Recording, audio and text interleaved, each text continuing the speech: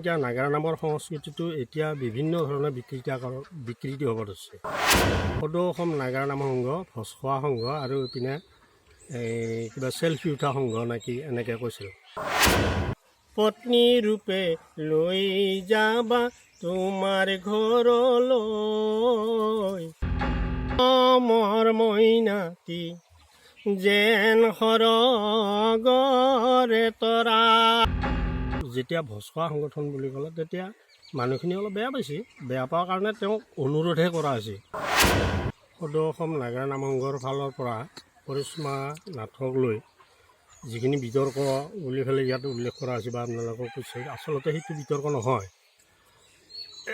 বিতৰ্কটো এনেই পেঁপা বজোৱাৰ কাৰণে বুলি পেলাই মানুহে হাহাকাৰ লাগি আছে, চাৰিওফালে তোলপাল লাগি আছে। কিন্তু আচলতে নাগাৰা নাম সংঘই এই পেঁপা বজাটোক লৈ পেলাই লাগি আছে কি তেওঁ কাৰোবাৰ লগত কিবা হয়তো বিতৰ্ক কৰি বিৰক্তিত হওক বা খঙৰ জালতে হওক সদৌ অসম নাগাৰা নাম সংঘ, ভোজ খোৱা সংঘ আৰু ইপিনে কিবা চেল্ফি উঠা সংঘ নেকি এনেকৈ কৈছিল। কোৱাৰ কাৰণে আমাৰ সদৌ অসম নাগাৰা নাম সংঘৰ যিখিনি বয়োজ্যেষ্ঠ মানুহ বা নাগাৰা নামক ভাল পোৱা মানুহ, সেই মানুহখিনি মানে ব্ৰিটিছ আহিল বা বিৰক্তি আহিল। সেই সম্পৰ্কতহে কৰিশ্মা নাথক এটা কথাই কৈছে কি বোলে যে তুমি ভুলবশতে হওক বা কিবা কাৰণতে হওক তুমি সদৌ অসম নাগাৰা নাম সংঘক ভোজ খোৱা বুলি কোৱাৰ কাৰণে কথাখিনি উঠাই লোৱা। সেই কথাখিনি কোৱা হৈছে। কিন্তু এতিয়া পেঁপা বজোৱা কিবা বজোৱা ইত্যাদিত আমি তাই হৈ লগা নাই। আৰু লগা নাই এইকাৰণে এইবিলাক বিষয় লৈ যথেষ্ট আমাৰ আলোচনাৰ বিষয় আছে। কাৰণ কিয় নাগাৰা নামৰ সংস্কৃতিটো এতিয়া বিভিন্ন ধৰণে বিকৃতি হ'ব ধৰিছে। কেনেকৈ এতিয়া সকলো সংস্কৃতিৰে একোটা স্বকীয়তা থাকে, যেনে বৰগীত, লোকগীত, বিহুগীত, আইনাম, ধাইনাম, থিয়ানাম, চেও চাপৰি নাম ইত্যাদি প্ৰত্যেকৰে নিজস্ব আছে। কিন্তু নাগাৰা নামৰ নিজস্বটো হেৰাই যাব ধৰিছে। নাগাৰা নামৰ আৰম্ভণি যিটো এই হৰিয়ে নাৰায়ণ বা তোমাৰ চৰণে প্ৰভু পখিলো শৰণ এনেকুৱা ধৰণৰ আৰম্ভণিবিলাক আছিল। আজিকালি কিন্তু এই কি গীত এইবিলাক বিভিন্ন ধৰণৰ গীতৰ মাজেৰে তাৰমানে আৰম্ভবিলাক কৰে, টকাৰী গীত বা বৰগীত, লোকগীত ইত্যাদিৰ মাজেদি। গতিকে সেইবিলাক স্বকীয়তাটো হেৰাই গৈছে। সেইকাৰণে আমাৰ যিসকল অভিজ্ঞ ব্যক্তি তেখেতসকলে আমাৰ ভৱিষ্যত নতুন প্ৰজন্মৰ যাতে নাগাৰা নামটোৰ ওপৰত এটা আস্থা থাকে বা নাগাৰা নামটো শুদ্ধ কৰি ৰাখিব পাৰে, তাৰে কাৰণে চিন্তা চৰ্চা কৰি সদৌ অসম নাগাৰা নাম সংঘ স্থাপন কৰিছিল 1984 চনত। নাগাৰা নামৰ সংস্কৃতিটো বহুতেই বিকৃতকৰণ হৈছে। কিন্তু এটাক ধৰিলে নহ'ব নহয়। আমি এটাক ধৰি পেলাই আমি এই সংস্কৃতিটো শুদ্ধ কৰিব নোৱাৰিম। এই বিষয়লৈ আমাৰ যথেষ্ট আলোচনাৰ প্ৰয়োজন আছে, সকলোৱে বহি। আৰু আপোনালোকৰ মিডিয়াৰো যথেষ্ট প্ৰয়োজন আছে এই মাত মাতাৰ কাৰণে। কাৰণ সংস্কৃতি এটা জীয়াই থাকিব লাগিলে কি হ'ব লাগে, কেনে হ'ব লাগে, সেই ক্ষেত্ৰত আপোনালোকৰো আছে আৰু জনসাধাৰণৰো আছে। আমাৰ সমাজে যিটো বিচাৰে সেইটোকে যদি আমি কৰিব যাওঁ তেতিয়াহ'লে কিবা এটা সংস্কৃতি নিশ্চয় ব্যতিক্ৰম হৈ যাব, বিকৃতকৰণ হ'ব। নিজস্ব বজাই ৰাখক। সকলো বস্তুৰে একোটা স্বকীয়তা থাকিব লাগিব নহয়, তেতিয়াহে সংস্কৃতি থাকিব। যদি স্বকীয়তাটো হেৰায়ে যায় তেতিয়াহ'লে নাগাৰা নামৰ সংস্কৃতি আছে বুলি কোনে ক'ব?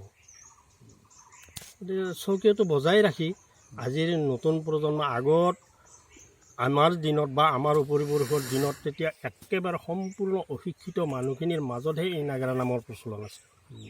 কিন্তু আজি যথেষ্ট শিক্ষিত সমাজ নাগাৰা নামত সোমাই পৰিছে। তেখেতসকলে এইবিলাক গৱেষণা কৰি কেনেকৈ আমাৰ নাগাৰা নামটো শুদ্ধ হৈ থাকে, যিহেতু ভক্তিৰসৰ বস্তু। নাম শুনিলে মানুহৰ এটা ভক্তিভাৱ জন্মিব লাগে নামত। গতিকে এই কথাবিলাক নতুন প্ৰজন্মই চিন্তা চৰ্চা কৰি নাগাৰা নামটো কেনেকৈ শুদ্ধ কৰি ৰাখিব পাৰি তাৰে এটা চিন্তা চৰ্চা লওক। তো যেতিয়া ভোজ খোৱা সংগঠন বুলি ক'লে তেতিয়া মানুহখিনি অলপ বেয়া পাইছে। বেয়া পোৱাৰ কাৰণে তেওঁক অনুৰোধহে কৰা হৈছে যে সৰু ছোৱালী তেওঁ হয়তো নাজানি কিবা কাৰণত কৈ পাইছে কথাখিনি। গতিকে এইটো খুব বেছি আমি অপৰাধ বুলি ধৰিলে নাই, মাত্ৰ তেওঁ আমাক কথাখিনি ক'লেই হ'ল বুলি যে মই ভুলবশতঃ কথাখিনি কৈ পালোঁ, এই কথাখিনিহে কোৱা হৈছে। তাত বাহিৰে বেলেগ পেঁপা বজোৱা কিবা বজোৱা এইবিলাকৰ কাৰণে কোৱা নাই। কাৰণ এইবিলাক কোনোবাই আগতে কৰিছে আৰু তাতে কোনোবাই ক'ৰবাত দেখি তেওঁ হয়তো সেইখিনিকে মানে প্ৰদৰ্শন কৰি আছে। সেইবিলাক বিষয় লৈ আমাৰ যথেষ্ট আলোচনাৰ প্ৰয়োজন আছে। আমি শুধৰণি কৰিব যোৱাৰ লগে লগে আমাৰ তাৰে বহুত বিষয় লৈ আলোচনা কৰিব লগা আছে, তেতিয়াহে আমি সেইবিলাক শুধৰণি কৰিব পাৰিম। মৰমৰ মইনাটি যেন সৰগৰে তৰা, ৰজাই চাই ৰাণীলৈ, ৰাণী চাই ৰজালৈ, দুয়ো মন আনন্দে ভৰা। পত্নী ৰূপে লৈ যাবা তোমাৰ ঘৰলৈ, ৰখি থাকিম তোমাৰ বাবে সেই দিনলৈ। আৰে আৰে চাই থাকিম তুমি অহালৈ, আৰু নাই স্নেহ সূতাৰে গথা আশাৰ কুসুমালা, কৰণীতে শুকাই যায়, কৰণীতে শুকাই যায়। গাই থাকোঁতে কৰোঁ নাই ভ্ৰমৰে পৰি ফুলে ফুলে, ডালে পৰি পৰি গাই পক্ষী কুলে, পৰময়ানন্দ মন, পৰময়ানন্দ মন, এইবিলাক সৃষ্টি হ'ল।